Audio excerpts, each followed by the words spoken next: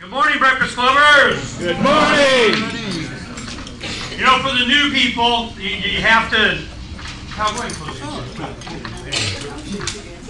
The tradition is 40 years, man. You got to sing for your breakfast. That's just the way it works. Yeah, whatever. Long time. Let's get acquainted. That's my favorite. It's a good time to get acquainted. It's a good time to know who is standing close beside you and to smile and say hello. Goodbye, that lonesome feeling. Goodbye, see stare. Here's my hand. My name is blah, blah, blah, blah. Put your hand right there. You know, that's the best that should have been my karaoke for my birthday Saturday. They had me doing Journey. That ain't gonna happen. Oh, stop, baby. No, it doesn't work. So those of you, how many made it to the party Saturday? You know, that was a rock and rolling good time, and I'm glad you guys came. And those that didn't go, it sucks to be you because you missed out. And you got to see our new digs up on 47th south of Greenway up there, 51st Avenue Greenway.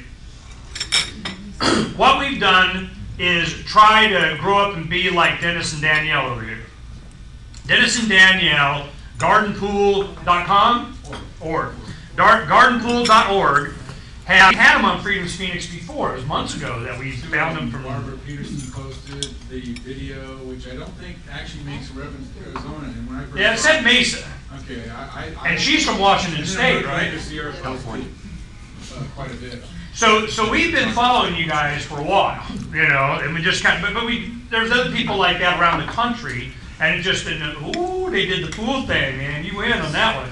So we have been aware of what you've been doing and this process and portable farms and tilapia and vegetable and kind of, so we're paying attention. Some of the guys like Gary and Berta, man, they're over here being research scientists.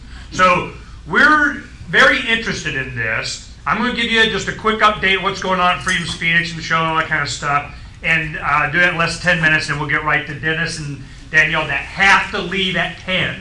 So what we're going to do is they'll go at least a half hour or more, 40 minutes, however long they need, their time, and you get Q&A, and then 10 o'clock I promised them, freaking we are walking them out, helping them into their car, pushing them away, they get to leave, okay? 10 o'clock, so everybody knows. What we did, some of you don't know, been asking me about it, so I'm just going to tell you, you know, a Neville Wood version of what happened. When Cairo started to go into revolution, by the time Tunisia went, then Cairo, I had a pretty good idea what was going to happen. The demographics are over 30% of the people in the Middle East and Arabic-speaking countries are under 15 years old. Only 5%, anywhere from 2 to 6%, in the countries there make up the population over 65. That is almost opposite of what it is here in America. Baby boomer kind of stuff going in right when the pile of money is at its highest and you're ready to retire and start taking it out. Big bad guy said, it's all ours now, thanks for playing. Okay? Now, the stock market is at its highest since July 08 again. It's up there. Yeah, it's time to come back in. Put whatever, you got something left? Put it back in, it's time. They'll go, that's ours too. The reason the Middle East went into revolution was because the vast minority, being 40-50% of the people, live on less than $3-4 a day. When prices of food goes to 118% increase in wheat, 80, 90, 100% increase in corn, you have all of these price increases in commodities. To us, it's like, well, okay, you know, maybe I'll cut my cable off, or, you know, I won't have my Verizon on my third computer that, you know, can access the internet from anywhere. I mean, you know, these kind of decisions we make, you know, so we get a little bit better cut of meat. There, it is starvation. Their option is we don't get to eat. We live on free. What started the revolution in Tunisia, sparked this whole thing, was already ready to go. There was a computer IT guy out of a job, no hopes, economy's going to crap in Tunisia. He wanted to sustain his family of 8 by selling produce in the local farmer market. So he started doing citrus or something. He had a little stand going on, the typical fruit cart. The thugs come in, somebody reported you didn't have light, whatever, kick over his cart. He goes down to City Hall. I want, and can I please, and give me a permit, something. No, and wasn't there actually a slap in his face or something? Now they slapped him, pushed him out, closed the door, screw you, and horse you rode in on. And I'm going, what is someone like that option? He sits down, pours lighter fluid on himself, ignites himself on fire. It sparked, literally, a revolution throughout the entire Middle East. With WikiLeaks coming out and demonstrating and showing, documenting from the State Department the relationship that the United States government has with their government that they knew anyway. It is so. I had a guest on, Pepe Escobar from Brazil is a foreign correspondent for Asia Times. I had him on for an hour yesterday. Fascinating show. He has been covering this whole thing. NATO is now the military arm of the UN kind of thing. They did Afghanistan, and now they're in North Africa, and they want an AfricaCom and a NATO base in North Africa. Here we freaking go. What do you think China's going to do? They get mad enough. They said, that treasury bills, you can keep them, have a nice day. It's like they know what they're doing and the impact it's going to have, don't care, and have some other plan that we're not aware of. But I'll tell you the one thing that would insulate us from a whole bunch of trouble, by us being able to keep breathing in and out. And you can't do that if you're not fed. What's happening around the world is not going to miss America. CEO of Walmart gets up this week and he goes, there's going to be food inflation, big time. But we're going to be the lowest prices. Guys, while they're charging, $15 gazillion, how much are green bell peppers now? Anybody know? $1.49. $2 a piece. Oh, went up. I go to Donna and I said, man, we got bell peppers in the garden, right? Damn Skippy. I'm going to have them on the front and I'm going to put them on Craigslist. So what we did is now we have 2 acres up there. We got 3 goats. Can't mow the lawn fast enough, so you probably have to get a cow. So we 20 chickens now. So I know these guys coming in here, having breakfast, and they go, God, they eat this crap? But if you had real eggs, man, you're going, now I know a lot of you guys do, we've been bartering. But the thing is that eating, being able to sustain yourself is an essential component of being independent. You cannot be independent if you are dependent. There's a lot of people who've been doing a lot of work around the country who've been following it. In our category, off-grid living, all kinds of stuff. Energy, all kinds of stuff. Science, medicine, technology, man, we got tons of stuff on Freedom's Phoenix archived for 5 years. Almost 6. But when they were able to show a closed pool in your backyard, that we had the portable farms when we first started promoting that, was sent to me from someone in Chile. They said it was Juana Maria. She was in South America, and she sent this. Oh, you got to see this. These guys are starting to do this down here.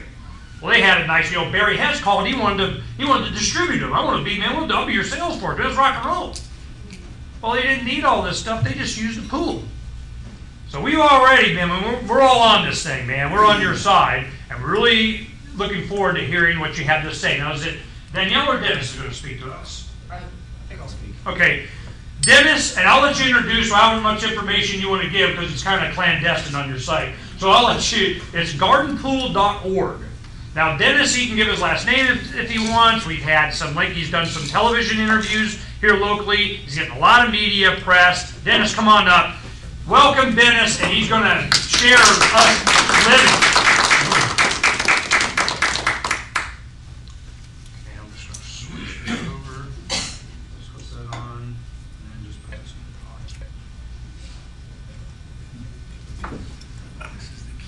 All right, everybody. It's a pleasure to be here and to be able to speak to you folks.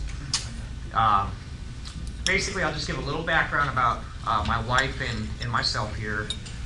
We have 2 small kids, a 2-year-old and a 4-year-old, and basically back in 2007, we decided we see what the future holds, and so we decided to live as self-sufficiently as we can. We gave a 5-year plan by 2012. So back in 2007, our life was a lot different. We were actually living in an apartment here in South Scottsdale. I was working for Home Depot 7 days a week, traveling to 40 different stores across the state, living very differently, going to the grocery store for our food. And then we just kind of opened our eyes and we said, okay, we're going to do it. And we decided to make our life choices and manifest what we wanted to see in our future.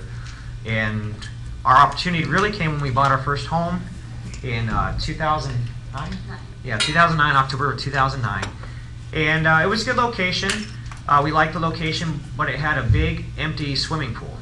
And it's big. It's 30 foot long and 16 foot wide and 9 foot deep. And we thought, okay, what could we do with this big mousetrap for our kids, basically? You know, it's an empty pool with no fence around it.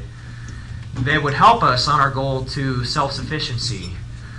And we thought we could fill it in with dirt and maybe grow like a garden or something like that, or maybe you do a rain catchment system.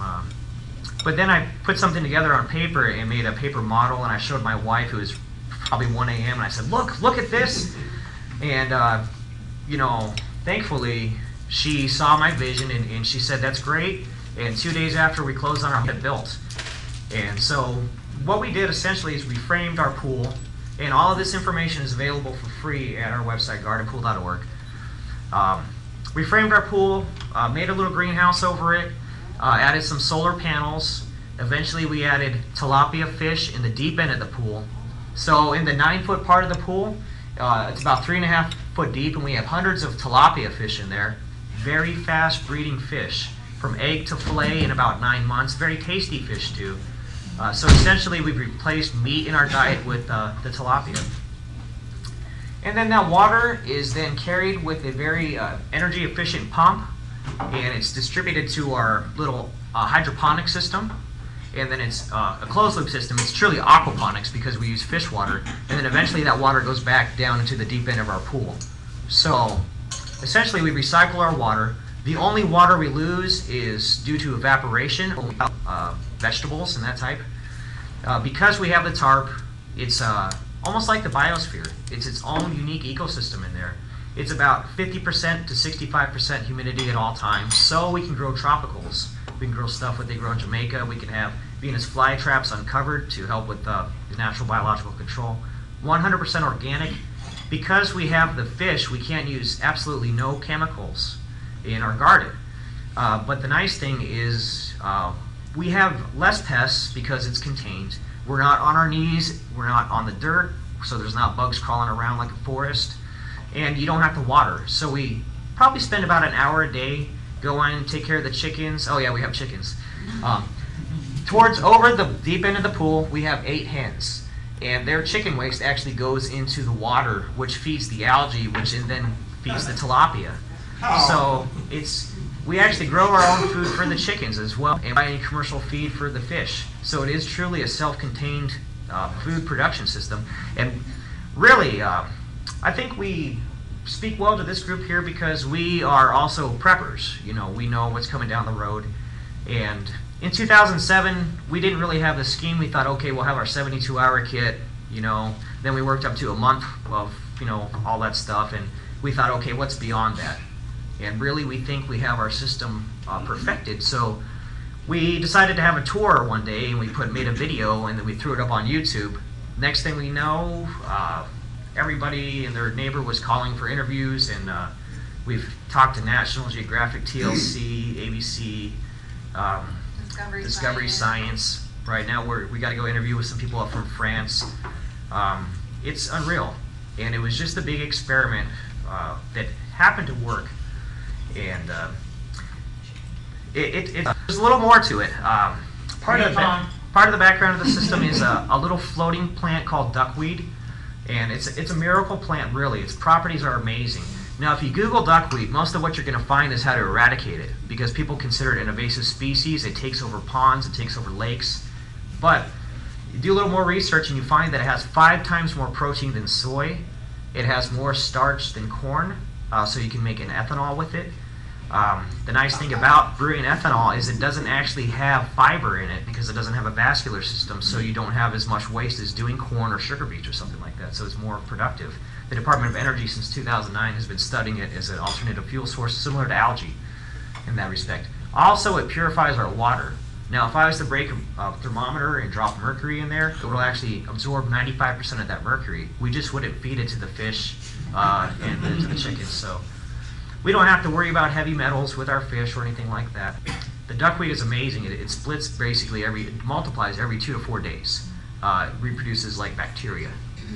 So very amazing. And then we feed that to the fish and the chickens. We could also eat that as well. We had a reporter from Nepal, and they said that the people eat it there. It's very nutritious. It can They be call it water lentils. yeah, water lentils. It's also known as so. We've just been experimenting, and everything that we do, we publish online.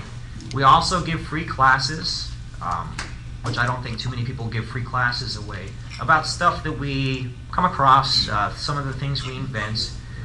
We know that not everybody has a pool, so what we've been trying to do is come up with information for folks in apartments or condos or backyards without pools on how they can do it. So we've spent a lot of time developing small closed unit systems. We have our latest innovation is called Shelfponics, and it's a bookshelf, takes up about 2 square feet of space, but you actually get 6 square feet of growing space and then 10 gallons to raise tilapia. You can actually raise 2 full-grown fish in there. And we also have 55-gallon barrel units, but we go through the length to put all of the information how we do it, PDFs, you can download all that stuff here. We are not really interested in writing ebooks. We're not really interested in selling our food. It's kind of funny, you mention like bureaucracy and governments paying attention to what you do, and you hear about farms and people cracking down on it. And we can say the first time we were live on television, we had ABC 15 there. 2 hours later, we had the city knocking on our door demanding to see what we had. No kidding. And we couldn't say anything. They had public health concerns. They don't have to have a warrant or anything. So we showed them, and they were sitting there counting our chickens and measuring our thickness and checking our solar panels. Oh yeah, everything is powered by solar panels too. Because of all of our electronics we use is minimal wattage, so we have solar panels, and they kind of left without saying anything, and we wrote them back and we said, hey, we have Arizona Republic and these people coming over tomorrow, you need to let us know what we're doing is illegal. And we knew it wasn't because we called with questions. How many chickens can we have? What's the rule about this? What's the rule about that? But we never called with a huge grand plan. So they decided they liked it, and they're very proud of it now. But it's just amazing that I would have thought that people would care about someone's garden like that, but it's true. But thankfully, I think that the publicity behind it helped put pressure on them to accept it. That's what I'm thinking. And what's surprising, their answer was they would have considered it illegal if my tarp was a little bit thicker. It was 12 mil. If it would have been 20 mil, like we were within mils, they would have considered it a permanent structure. But, so we guide people with creating their own garden pools. Really check with the bureaucracy. They have their power and they're going to use it. But it's a shame for us. But what we created is a system to raise food with minimal input that you can grow 365 days a year, even as hot as it gets and even as cold as it gets. When it got to the 20s, the coldest it got in our garden pool was 39. We have the sun that heats our water all day, and then that water is pumped all night, and then the heat slowly rises, and it contains it. We also use shade cloths in the summertime, so we could actually grow basil and tomatoes and everything except for the leafy greens during summertime. But it uses 90% less water than conventional farming because it's recycled. So maybe once a month we might have to add a couple inches to our pond that we lose through minimal water evaporation, but that's it, instead of having to use drip irrigation or flood irrigation or something like that. So there's a lot of folks very interested in what we're doing. We have Whole Foods Market. They're going to come the 20th to do a video piece about it. We're just really amazed that our little experiment in our backyard worked and people know about it and are interested. So it's really inspired us to continue doing what we're doing, and put our information out there for the public. So, gardenpool.org. Even if you can't make it to our free classes because they're booked usually right when we put them, because we only have so much space in our backyard. We also stream it live on the internet too, so you guys can check it out. And our next class, if you guys have chickens, you might be interested. We have it's automatic chicken feeder, and what you do is you take your scraps from your garden, our fish scraps, you put it in the barrel, and it produces soldier flies that black soldier fly larvae. A high calcium supplement. You could actually buy them as a commercial calcium supplement, and it automatically feeds your chickens. So from your produce scraps, your garden scraps, you can get a high calcium supplement for chicken feed that also produces compost, and it also produces a compost tea, which you can use as a hydroponic solution too. So I should also say the black soldier fly is actually not really a fly, and it's not a nuisance like you think initially when I first heard it. yeah, it's actually a really interesting system, and the system you're talking about, you created a compost thing. It looks really interesting to me as well. I'm only asked a couple questions. It's too detailed, but I'm just throwing it out there. it's How does it feed? I saw your, it's like 5-gallon bucket with the stuff in, Yeah. another one on top, and the flies, when they mature, they go into the chicken's mouth. I mean, it's a new process. We have a new one, and we have a 55 barrel. That way we can have a lot of compost. We have a lot of scraps. And what happens is the flies, they look like a black wasp with blue iridescent wings, but you only see them once in a while. They're scared of humans. And the nice thing is they repel house flies with their pheromones, so we never see house flies around anymore. And so they go in there, they lay their eggs, and the little grubs, and they look like grubs that you would go fishing with, like a waxworm or something like that. So they're not slimy or anything, and it's kind of like growing earthworms, except for you don't have to dig the earthworms out and get your hands dirty. When the grubs are full grown, they naturally crawl up the chute, and then they fall. So you got those two openings, and they fall into a little bin. Yeah, it's in their programming. They know to crawl up 30 degrees, and that's And the about chickens what are you keep waiting it there at. going, all right. Yeah. So you could actually buy them okay, so they online. don't even mature to fly? No. So they come down, they're just feeding chicken? Right. I got 20 chickens. Oh yeah, you could really use it. I'm so and we live with horse property, so we got all these flies everywhere. Yeah, and it So repels the fly. And it's like adding oyster shell to your feed because it's a high calcium supplement, but also has the fats and the proteins. It's very nutritious for them. So. Wow. Well, how many grubs a day with this? Well, It one. depends on how many you start with. Right, and it's really, you can't do it during the winter. We tried. Once it freezes, the flies go away. But for here, we have it most of the year. So for about 100 pounds of scraps, you'll get about 20 pounds of worms, and then you'll get about 20 pounds of pure compost. It actually composts faster than a composter, and then you get the compost tea, which is fantastic. So. Which is what you put on in your hydroponic system. Yeah, you can use it in a hydroponic system. You could use it as liquid fertilizer for your plants. Outside, whatever, fruit trees outside. Could you describe the pumping operation from the? Do you mind if we take questions now? Yeah, sure. Yeah, I think I mean, Yeah. there was one other thing you invented that I actually wanted to, hopefully I'll remember that. It's on the way, but I was like, oh, that's a good idea too. But could you describe the pumping operation from when it pulls water out of the pool to distribution to the vegetables and fruits that you have? Absolutely. And then finally to the duckweed and back into the pond. Okay, it's a pretty simple process. Basically, in the deep end of our pool, we have a 35-watt pump. We look to find the most energy-efficient pump we could find because we're running off of solar panels. So it pumps about 350 gallons per hour, and it goes up, and then it's split 3 ways, and 1/3 of it goes to our swamp cooler. So when it's real hot out, we'll turn the swamp cooler on, it oxygenates and cools the water, and then the rest of the water from the swamp cooler goes back into our system. The other third goes off to, I guess, 1/2 of it, and because we're above grade, gravity takes the water down. So that saves us a ton of energy. And we grow like kiddie pools filled with lava rock. We grow in rain gutters filled with clay pebbles. We don't use any soil whatsoever. They're just little clay pebbles. And the nice thing about growing in clay pebbles is you can take plants and move them.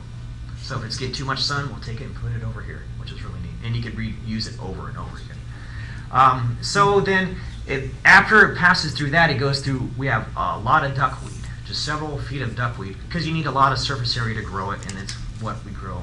And then after it passes the duckweed, it goes through some crushed rock and then back into the pond. And basically what happens is in the crushed rock, there's nitrosomonas bacteria that converts the ammonia from the waste from the fish and the chicken. It converts it into nitrites, and then from nitrites it converts it to nitrates, and once it's at nitrates, it's not as toxic for the fish and it's plant fertilizer. So everything happens naturally. As far as regular maintenance goes, we check the pH maybe once a week, check the ammonia levels because they're the most toxic. But right now it's such a biological living system, we don't really have to touch it. We don't have to adjust it much at all. Maybe once a month we'll clean out the rain gutters, put the plants on the floor, get out some of the algae that builds up, put them back, and that's it. So. How did you know to select this particular fish? Or even new fish? Well, tilapia is the premier fish for aquaculture, for aquaponics, because they tolerate lower oxygen levels than like a trout or a bass, and because of their properties of growth.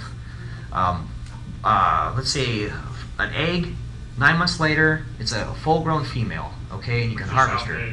Actually, they're not long like a trout or a bass. They're shorter, like maybe about 8 inches, but they're stocky, so it looks like big pork chops on the side. So real easy to flay, not too bony, very mild tasting, not real fishy tasting. But she can have anywhere from 5 to 1,200 babies her first time, and 4 to 6 weeks later she's ready to go again. And they're mouth brooders. It's really interesting. So they'll lay the eggs, and around you'll see a million little shimmering tadpoles come out. That's amazing. But the survival rate's in the upper 95 percentile. So one lady can have 1,200 babies and we'll have 1,200 pounds of fish. So we have a channel catfish that goes in there and eats up the small fry and the smaller fish, so we don't have an overpopulation.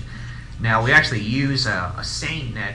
It's like 8 foot wide. It has floaters on top and sinkers on bottom, and we can pull a bunch of small fish out and we separate them, and we put the smaller fish in tanks. And we actually last year we probably sold 1,000 fish to folks to help them start getting their system set up. So it's kind of hard. We had a hard time finding tilapia because most pet stores won't carry them. They're a cichlid, so they're a little more aggressive than you want to put with your but they're from Egypt. They're from the Nile, so our climate is absolutely perfect for these fish. So we didn't actually have to heat our pond or anything. Now, if you have a smaller system, you probably have to have a thermostat in there. They don't want to get any colder than 50 degrees, their water.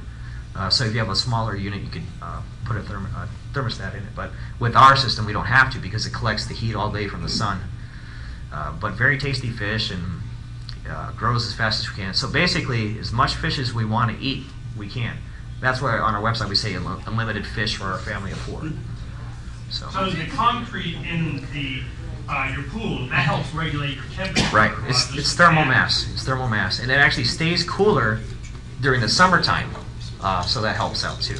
And it stays warmer during the wintertime.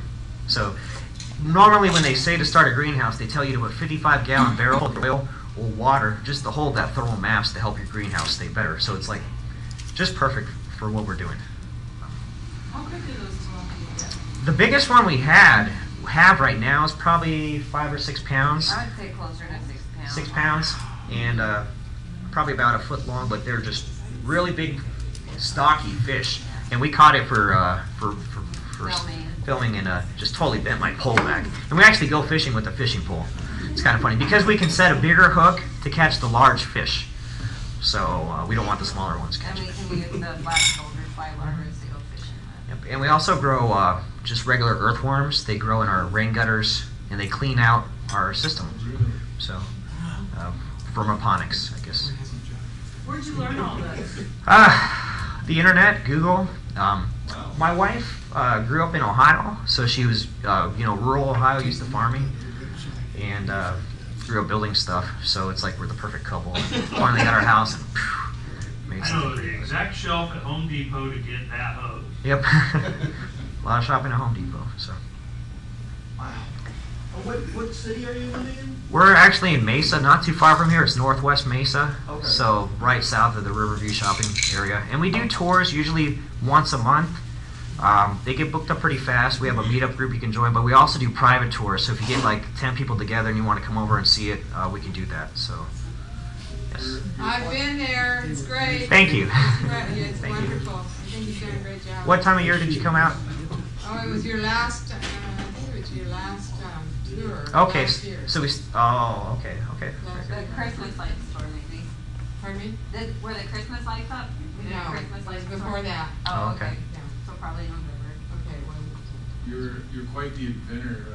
Would you just talk a little bit about cutting the barrel in half and creating hydroponics? Yeah, one of the easiest ways to get started is the 55-gallon barrel method, and because it's an easy resource, so what I designed is a pretty simple method. Now, the 55-barrel method has been around since like 2003, but what I use is I refined the parts. I took it down to about 30 steps versus about a 100-step other process, and made it as simple as possible. And you could just cut this 55-gallon barrel in half, and you have about, quite a bit of area to grow in. And the nice thing about growing aquaponically is you don't have to worry so much about spacing your plants that far apart, because the roots don't get big. They are very small, so square foot gardening doesn't quite apply to aquaponics, which is nice.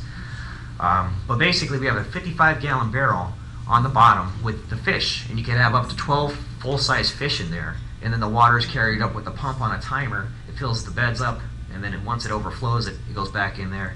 And it floods and drains every half an hour. But for about $100, you could have your own system. And right now we have, I guess we're done with lettuce now. We have strawberries and cherry tomatoes, and then we have broccoli and some cauliflower left. So it's kind of nice. I forgot, I was gonna ask, when is the chicken class? When is your chicken from? Oh boy, The class? April 23rd. It's full, but we're going to be streaming it live on the Okay, Garden Pool that's website. So, and actually, I think we're going to have a spot where you can type your questions, so we can do real-time questions on the internet to chat with us. So I expect a pretty full house for that class. Did you expect this to happen, and how did you get so prepared for it? Do you know how to do your own website stuff? I mean, what's your Yeah. skills that? It's kind of funny you ask. I made the video, and for the tour, I made a website.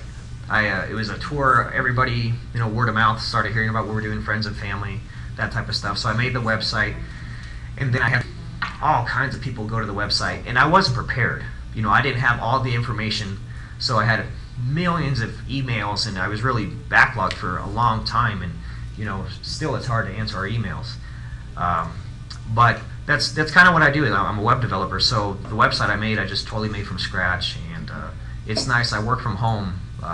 I quit my day job at Home Depot, and a few years ago, and I stay home with the kids, and which is nice. Gives us more time to do what we're doing. How old are your children? 2 and 4. Are they sick of fish yet? No, and they absolutely love vegetables too. So our little 2-year-old actually goes in and picks mints, and every time she goes in. We so. grow cinnamon basil, and it's really sweet, and so she'll actually go in there and pick the cinnamon basil and eat that too. Makes that fine candy. But we have 3 types of grapes: blackberries, raspberries, baba berries, cinnamon basil, sweet basil, all types of tomatoes. A lot of what we grow is heirloom varieties, so we'll let about 10% go to seed, which normally we wouldn't, and then we save the seeds and we keep growing. So we don't really have to buy seeds or anything like that. We're sugarcane, we're growing some stevia, we're going to start growing some amaranth for our own grain. Taro, we have taro like to grow in Hawaii. How's your banana tree doing? It's actually doing great. Thanks for asking. We decided to plant it in the ground, and we have it so when we wash our clothes in the washing machine, it waters our banana tree and our almond tree. So we just put up almond tree, nectarines, peaches, and so we got a lot more trees now. Our next big project is going to be our rain catchment system on our roof, where we're going to catch thousands of gallons of water, and then after that we'll do the solar panels for our house. Yes? I'm just curious, I'm trying to imagine, you must have a big backyard? It's normal size. Normal. Yeah, it's a normal sized backyard. I mean, we have a corner lot, but it's not that much. It's just normal. We don't have a lot of space. It's our pool. It's very productive.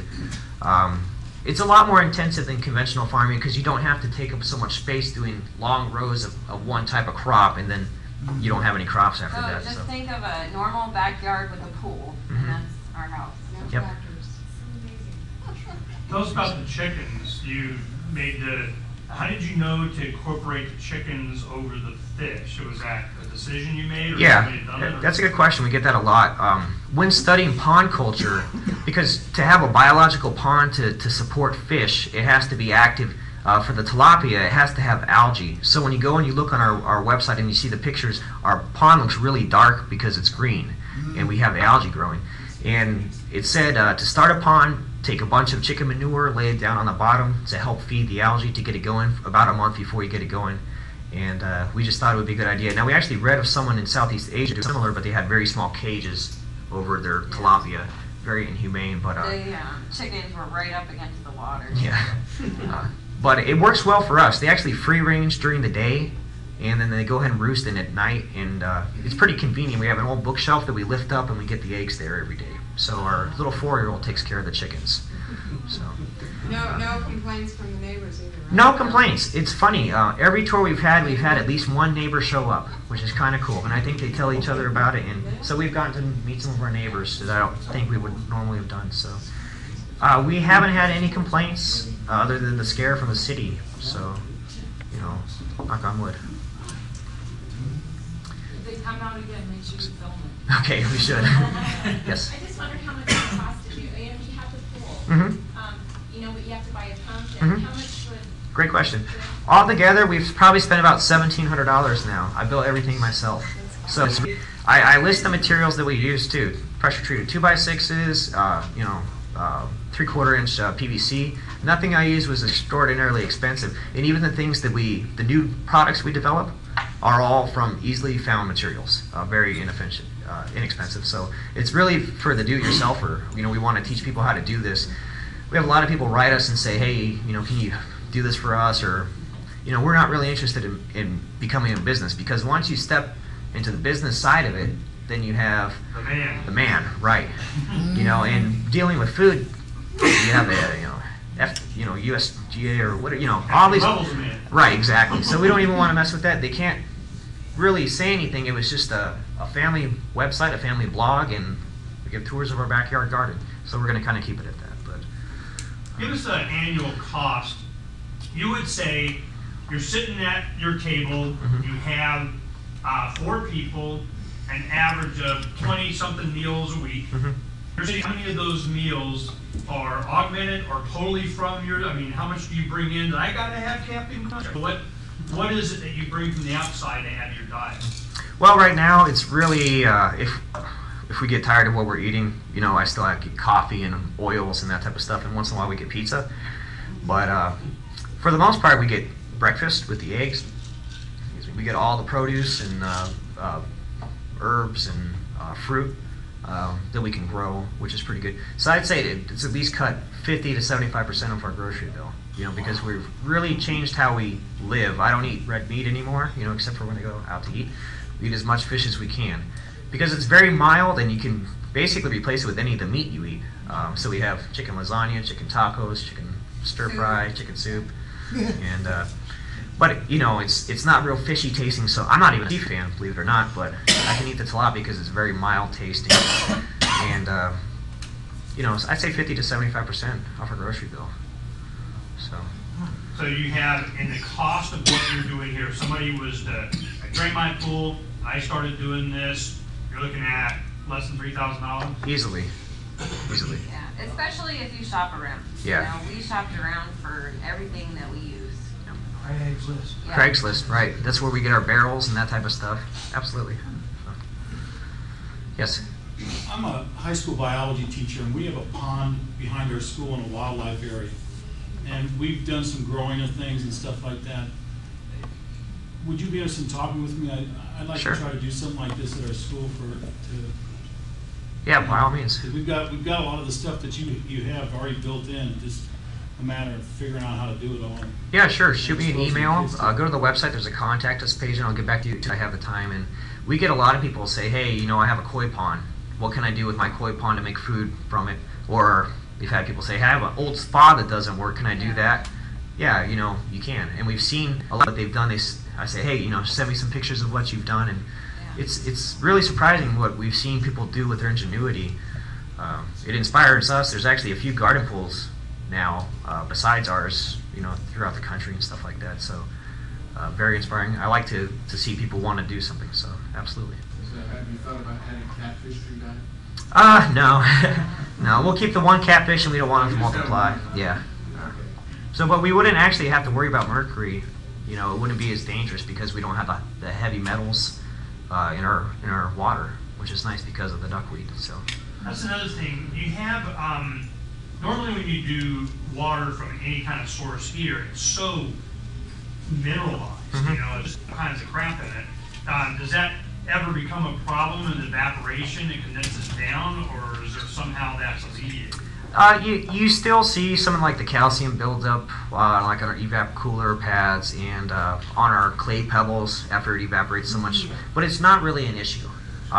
It's not really a problem, believe it or not. The pH of our city water is really high. It has chlorine, so it takes a while to let that evaporate and stuff, but it's not really a big issue. I know a lot of professional hydroponic people, now that's different from aquaponics because they use solution in water. They like to use RO purified water and everything has to be perfect. But we kind of defy some of the books because they say you can't grow fruit and we have like these beautiful tomatoes everywhere, What we have is a very biological system. Some of the things we have, people are impressed. We have the garden guy come out. The fact that we use the lava rock because it adds trace minerals to the stream system. So there's ways to get around what they say you can't do. We also, once in a while, we'll add some chelated iron. Other than that, that's the only supplement we add. I mean, maybe once every 3 months, we'll add a $10 bottle of liquid iron because the duckweed takes the minerals out of the water. Other than that, we don't have to add any supplements or anything. So what do you feed the chickens? Just the duckweed? We feed the chickens the duckweed. We have a few other floating pond plants that we grow. Any of our scraps from our garden, the soldier fly larvae. We do have some commercial feed available to them if they run out of food or whatever. But that's pretty much it. So how did you think of the soldier fly thing? Where did that come from? I don't know. I have no idea. Showed up one day. Showed up one day, yeah. Google told me about it. I don't know, but that's been very productive. It's really interesting to learn that aspect of the permaculture system we use. So when we start this, we say, okay, go. You think that we could have a system up and running, waiting for it to start growing in, what, a month, 2, 3? Well, built a greenhouse in 2 days. And so, the actual building part, as long as you have your plan and everything laid out, it doesn't really take that much time. As long as you have all your materials together, you could have it up and running in, a few days. We have next to our pool, the home that we have now, we just moved in. And it has a waterfall pump thing to I guess a fish pond, but when it gets the right temperature, I'm going to be in it, okay? But it has, I don't think it's going to be really usable for more than that. And it has like a concrete pebble stream that went to it from another pond that they turned off. So if I was to use that, I really probably, with the algae and everything, I couldn't use the pump, have the waterfall. It just has to be a static system that the pump is used to do the other stuff, right? Well, you can still have your waterfall and that type of stuff. What's funny is the waterfall pump will probably use as much energy as it does to run your hydroponics system. It's the same. Big pump, Yeah, it's the same type of thing, but. So your solar panels, how many do you need to run your pump? It really depends on how many watts you're running. Well, 35 watts, so what's a panel do? We have 90 watts of electricity right now, and we have things on timers. So at peak, we're using 65 watts, but that's only for a little part of the day. On average, we're using about 40 watts, and then we have a couple marine batteries.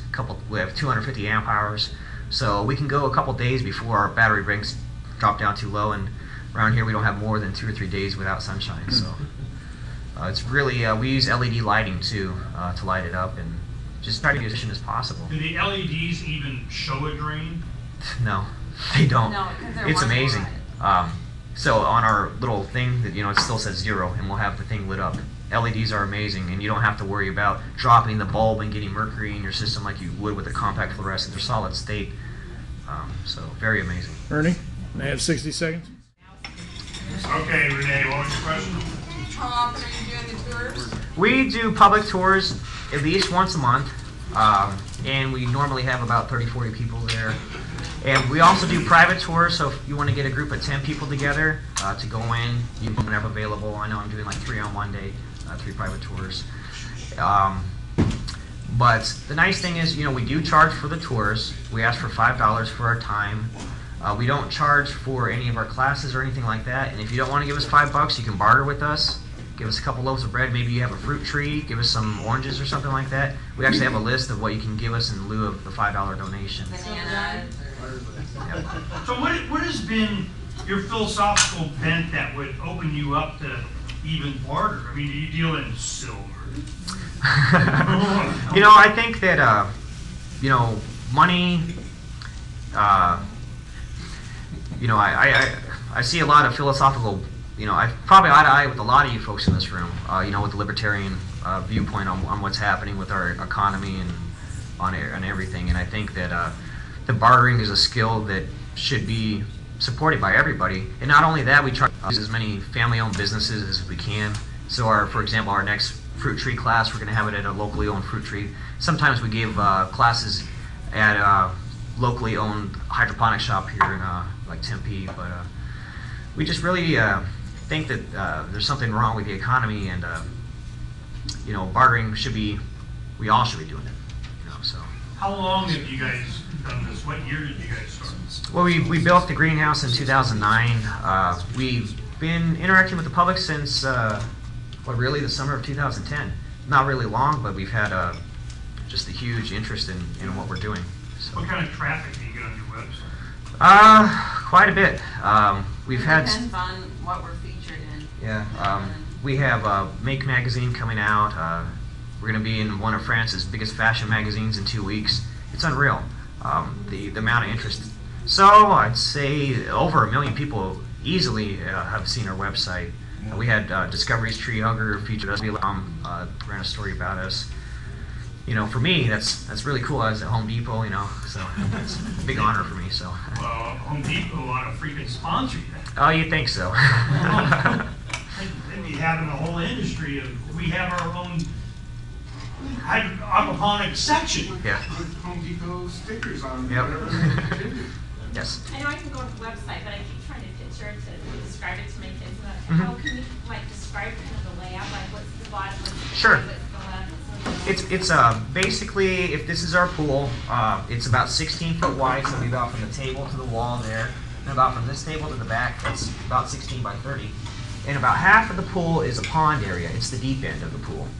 Okay, and then above half of that deep end is where we have the chickens, and they're suspended 10 feet up on chicken wire, little chicken cage, and they can run around. And then on the back wall we have grapes and our berries.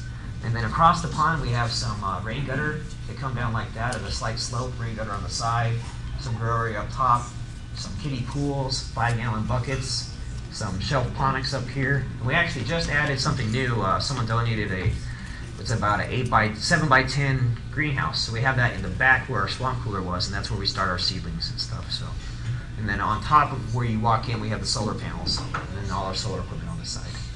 So So Ernie's on top of the chickens, or just the sun? what's that? What's on top of the chickens, the sun? Well, we have they're under the cover too. So when it's real hot, we have the shade on top of over them, a shade cloth, and then they have the swamp cooler blowing on them. So they'd rather, well, if it's 115 out, it'll be about 95 in our garden pool. So they'd rather be inside than outside. So it's kind of nice. Now, from your experience, you understand that what you're doing could feed the planet for almost nothing, right? Yeah. Somebody doesn't like that. Yeah. I mean, you have opposition. There are some people, pool gardening must die. I mean, Well, what's kind of funny, the only people who really had a problem with what we were doing is there was a Pool and Spa News. It's like the trade industry magazine for pools. They're going to write a story about us, then I guess they read the part that I say how energy inefficient pools are and all the chemicals we use, and the second biggest electricity user, and you can lose 7,000 gallons of water, and they kind of nipped it in the bud. But people like Whole Foods, they're going to come out and see us. They're really interested in what we're doing. I've had people, just yesterday I got an email from Panama really interested in what we're doing because they don't have the topsoil. I think this technology could take it to Haiti, Africa, you name it. I mean, So that's why we try to publish it and put it out there, and anyone can read it. So we have people all over the world reading it. We're not trying to leave it like that. So. How innovative did you have to get in opposition to what was already out there? Thomas. Well, it's never really been done like this. I think that the pool helped with the novelty factor because, you know, before that you could swim in your pool, or you can fill it up with fill dirt, or you can skateboard in it. You know, that's about it for an option for a pool. And it's kind of seen as a status symbol. You know, in the 50s, everyone wanted a pool. You know, America at its glory. Not the most energy efficient thing to do, not the wisest thing to do, especially in the Sun Belt where all the pools are. So I think that novelty factor kind of helped us. And No, I mean the actual ability to produce food in this way, this efficient, in the freaking desert. Okay, I mean we're, you know, it might as well be Egypt. So I'm wondering, did you have to really fine tune something? Did you have to incorporate new technology, or was it pretty much out there and you just kind of did it? It was pretty much out there. I just took different technologies and put them together in its own little system. And we built the greenhouse in 2 days, but we spent maybe 9 months refining the inside of it. You know, putting all these different processes together until finally we have a symbiosis where it's self-sufficient. Well, tell us about some of the hurdles that you came up against that you had to overcome. Okay, when we first built the greenhouse, we started with container gardening. You know, we thought that would be easy, just growing buckets of dirt. So we were growing in the wintertime, and we had, you know, 8-foot tall tomato plants. Everything was great. 5-foot tall cilantro. Yeah, it was really nice. We had a great greenhouse, buckets everywhere. And in the deep end of the pool, we had a platform, so it was flat. And then it started heating up, and we were watering 5 times a day. You know, it was getting real hot, and all the water would go to the bottom of the pool, and I was trying to get out of the platform, and you know, I'm like, why not grow fish at the bottom of the pool? And then, so we started a pond. And then we kept watering, and we got tired, and we're like, you know, why aren't we doing hydroponics so we don't have to water? You know, get faster production anyways. It's better produce. So then we started hydroponics, rinsing everything off, all the dirt off, and put in hydroponics. But then they got expensive because every couple of weeks you have to dump all your water out and add new solution, and you have to buy the solution. So, you know, we put 2 and 2 together. I heard about aquaponics. So it was an evolution, you know. And then I learned about other little things like the duckweed and the soldier flies and that type of stuff, different neat little plants to grow. So. Is there a new thing coming online you're going to incorporate? Well, our next big project is going to be our rain catchment system. And it's pretty, you know, I think it's unique because I've never seen it done this way. But we're kind of waiting. We've had a lot of people say they want to film it, so we're not sure. But I'm definitely going to put my new up spot. So that'll be next. And inexpensive, and we hope to get thousands of gallons of water.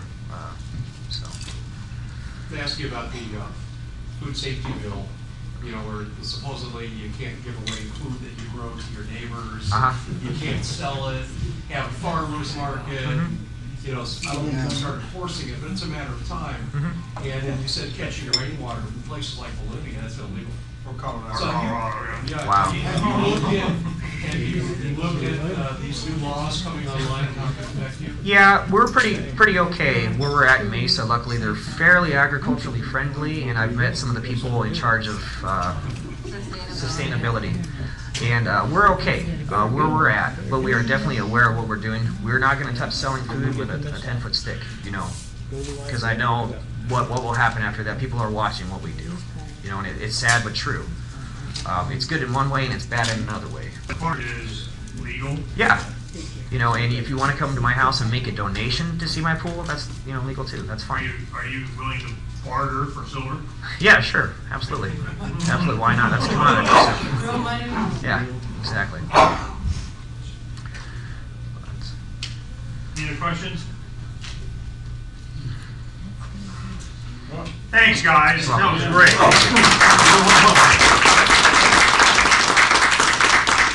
Well, you guys can see how this plays right into what, you know, everything that we're about. And I wanted to, you know, us have a relationship with them because this is where we're going. You know, the entire planet is going to benefit from just this kind of, imagine this. Revolutions in the Middle East are going on right now because they are not able to feed themselves. Would they be denied the ability to feed themselves? Maybe. You know, we're going to find out. Because that's what's, you know, that we're in control. You want to control people, it's all about the food. Energy to produce the food. Well, this doesn't use, like, none. Right? I mean, you're all solar. Is it even plugged into the grid at all? We have a great backup.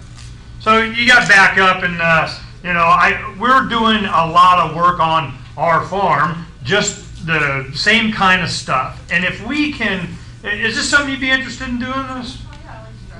You want to do the fish pond thing? Not, yeah, I want to sit in. But anyway, so we have plenty of space, and I think we're going to start incorporating something like this. I don't know how much I'm a fan of fish, but we'll give it a shot to, you know, to keep the system going and barter them. Yeah, that's it. So what we're going to go ahead and do, I'll turn it over to Frank so he can go ahead and actually have time this time to do the books and the and so on. But we'll get this up soon. And I want to make sure that we take the opportunity to come by. We'll work out something so that we can come by and visit with you and get some more video just to add to this, and we'll incorporate it into a lot of other stuff. Because Gary and Berta do a lot of gardening in Sun City West, and they have a vegetable garden club up there. We videotape that. We do our own stuff. It'd be a very interesting video that I'm sure people like in school and so on would benefit from. Because this is, they're not teaching this to our kids. Sustainability, you want to know how you're supposed to live, we got a pyramid for you. I mean, and they keep changing it, so it doesn't mean anything. Thanks for coming, and please stick around till you got to leave. And Frank, we'll go ahead and turn it over to you, man. Oh, and while he's coming up, I'll tell you this. There is a new thing that we're doing, Freedom's Phoenix, before our next meeting. We are likely going to have a digital e-magazine weekly digest version of Freedom's Phoenix with all of the great anarchist writers. I already have committed, like Charles Goyette and Jim Bovard and Butler Schaefer and Karen Kwiatkowski, and I'm working on, Wendy McElroy and Anthony Gregory and a bunch of these guys already to do a summary of the news from a libertarian perspective, be the way we want to understand the world. But it's going to be on iPads. You just turn it like a magazine page. Interface with it, video, everything. It's new technology that's coming, the future, and Freedom's Phoenix is going to be in the future standing there going, waiting on you now. You'll hear more about it.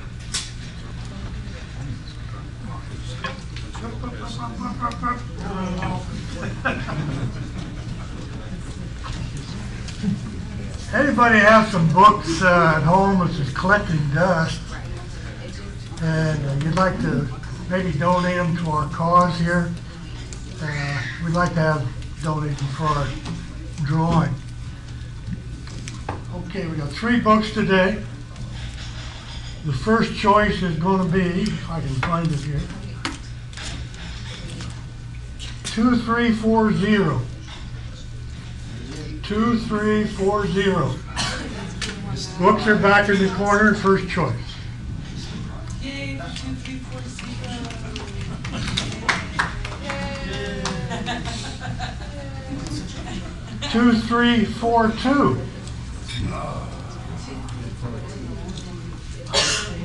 And last but not least is 2338. 2338.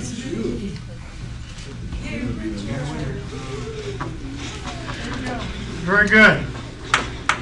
There's a hat going around. This is a very historical hat that has been in the Breakfast Club for probably 25 years at least. So when it comes around, please respect its historic significance and put $1 or whatever you feel like in there to cover expenses that we have here for the Breakfast Club. Thank you very much.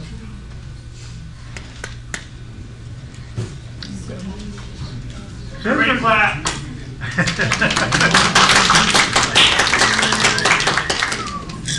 And like I tell my classes, if you're not having fun, you're doing it wrong. So let's keep it going. Bye. See you next time.